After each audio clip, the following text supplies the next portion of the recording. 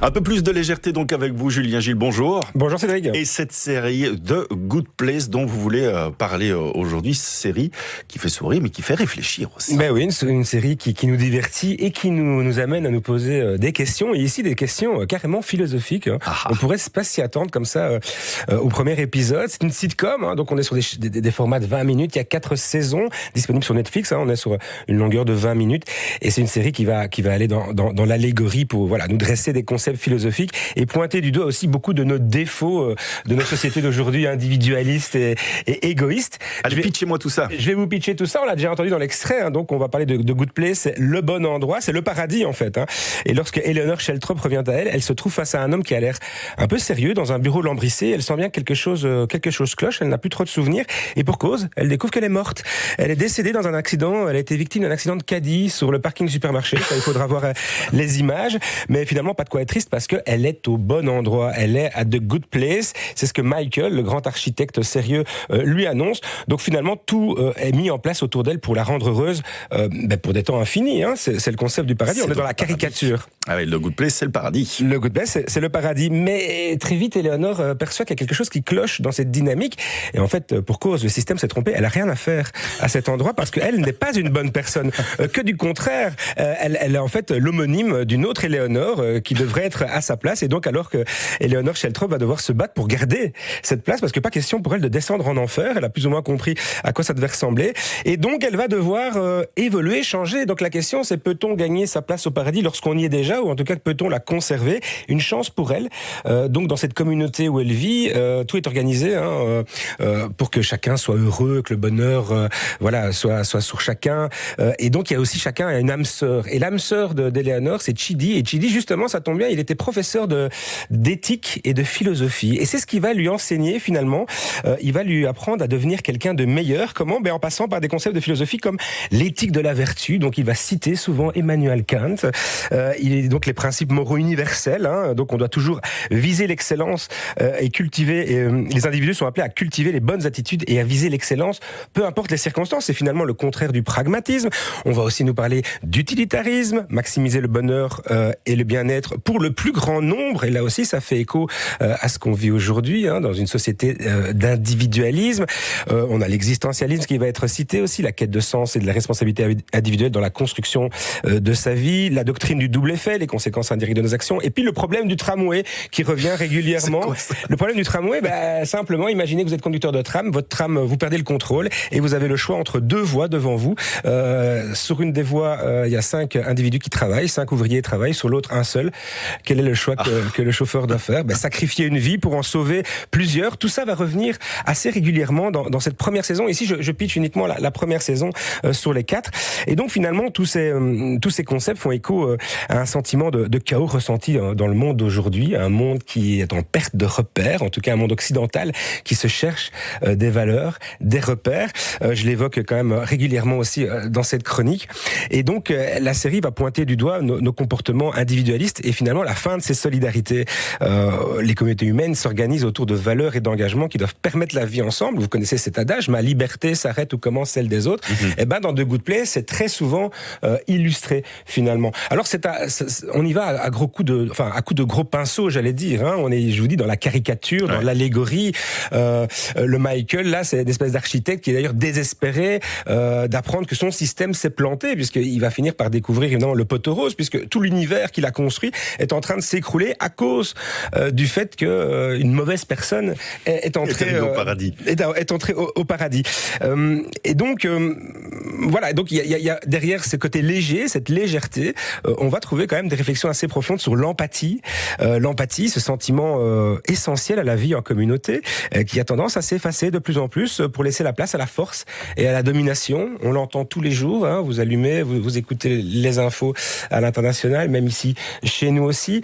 Vous pouvez me réexpliquer ce qu'est l'utilitarisme, puisque vous l'abordez régulièrement? Alors, l'utilitarisme, j'ai la définition ici, je vais la citer. Allez-y. Donc, c'est la moralité d'une action est déterminée par sa capacité à maximiser le bonheur ou le bien-être pour le plus grand nombre. Ça veut dire que l'intérêt commun prime sur l'intérêt individuel. C'est ce qui, normalement, prévaut dans nos sociétés démocratiques, libérales. C'est aussi de travailler à l'intérêt du plus grand nombre. Une action vaut la peine si elle profite au plus grand nombre. Finalement, c'est ce qu'on attend de nos gouvernants, d'arbitrer de manière bienveillante pour ne pas laisser de côté non plus les plus faibles. Il y en a certains ou certaines, qui devraient revisionner The Good Place. Tout à fait. C'est une illustration des tensions et de l'agressivité qu'on peut sentir aujourd'hui dans des politiques publiques. Je le disais, on est dans la fin de l'État-providence, on peut plus se mentir aujourd'hui. On voit bien le gouvernement qu'on a même ici en Belgique avec des mesures sociales dures. Il y avait encore une manifestation, une grève générale hier justement pour dénoncer les attaques qui sont faites sur la sécurité sociale. Finalement, voilà, on est dans une dynamique aujourd'hui où l'individu prime sur le collectif, où l'intérêt propre finalement va primer sur celui des plus faibles surtout. C'est surtout sur les plus faibles qu'on tape. Julien, est-ce que dans cette série, Eleanor va évoluer? Est-ce que le fait d'être confronté ou d'apprendre des concepts philosophiques comme cela, ça va la faire évoluer? C'est le but. Est-ce que vous seriez enclin, vous, à ne pas évoluer si on vous disait qu'il fallait passer l'éternité aux enfers avec toutes les images d'Épinal qu'on peut en avoir, le feu, les cris, la douleur?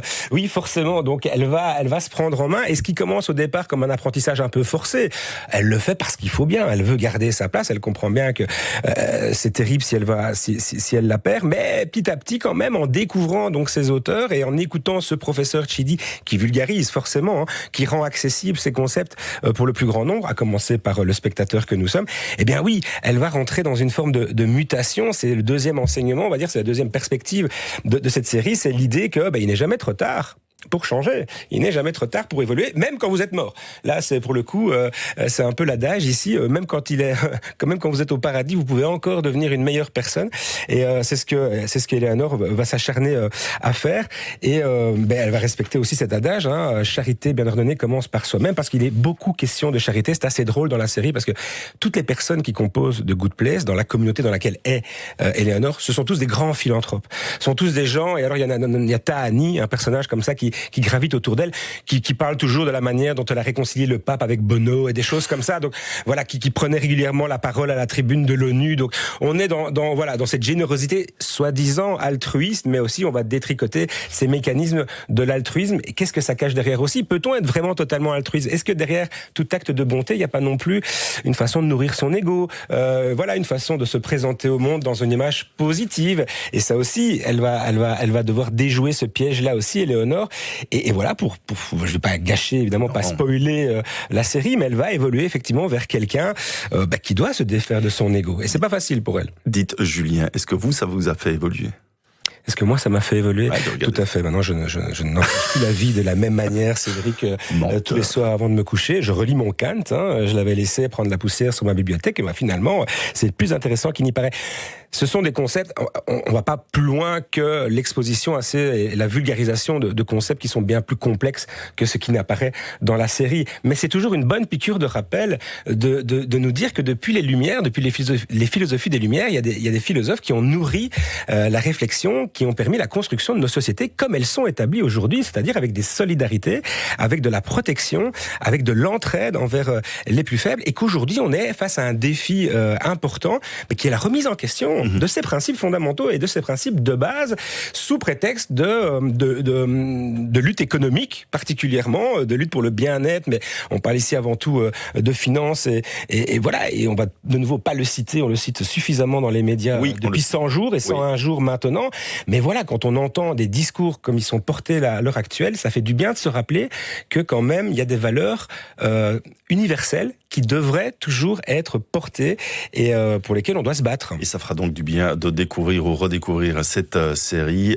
Combien d'épisodes? Alors on est sur une 12aine d'épisodes par saison, donc on va compter une 50aine d'épisodes en tout. Moi je préconise de surtout se concentrer sur les 2 premières saisons. Ça a tendance un petit peu à tirer en longueur comme souvent dans les séries. The Good Place pour ceux et celles qui veulent philosopher ce soir ou cet après-midi plutôt que de profiter pleinement du soleil. Les deux peuvent se faire, on peut faire ça au soleil.